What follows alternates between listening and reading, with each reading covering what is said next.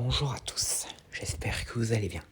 Aujourd'hui, je vais vous parler d'une théorie du Monsterverse concernant Scar King et les rampants du crâne, ou Skullcrawler pour ce qu'ils préfèrent. Alors, déjà, il faut savoir que récemment, on avait eu des informations concernant les rampants du crâne. En fait, selon les Iwi, les rampants du crâne qui ont attaqué Skull Island et tué tous les membres de l'espèce de Kong à part lui-même seraient en fait comme des serviteurs du mal incarné. Et là, il est possible que ça fasse référence ici à Scar King, que les Iwi auraient peut-être entendu parler, soit en allant dans la Terre Creuse, ou à peu près en avoir entendu parler via les Kong. Et donc, si Scar King aurait eu une influence sur ces rampants du crâne, eh bien, qu'est-ce que cela pourrait dire? Alors, voici une théorie.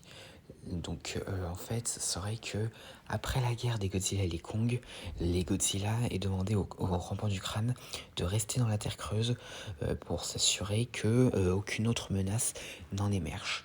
Cependant, Scar King aurait rencontré des rampants du crâne et finirait par les plier à sa volonté avec son fouet, comme il le fera dans le film avec Shemu.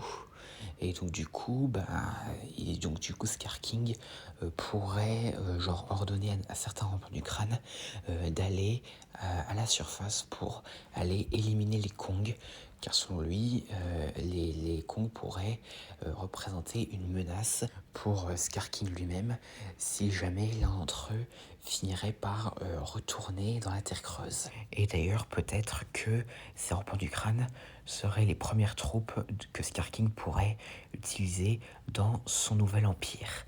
Et donc du coup, ces rampants du crâne seraient ses premiers serviteurs.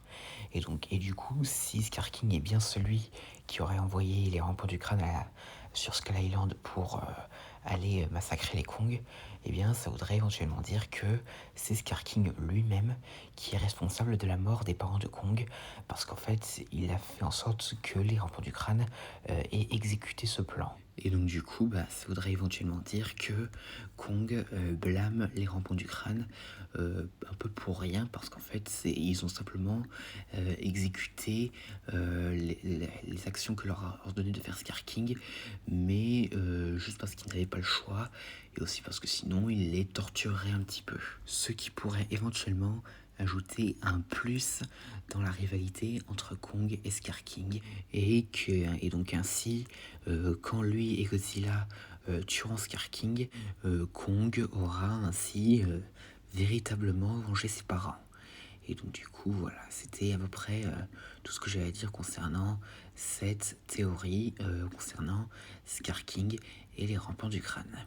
J'espère que cette vidéo vous aura plu, n'hésitez pas à me dire ça dans les commentaires, et à la prochaine.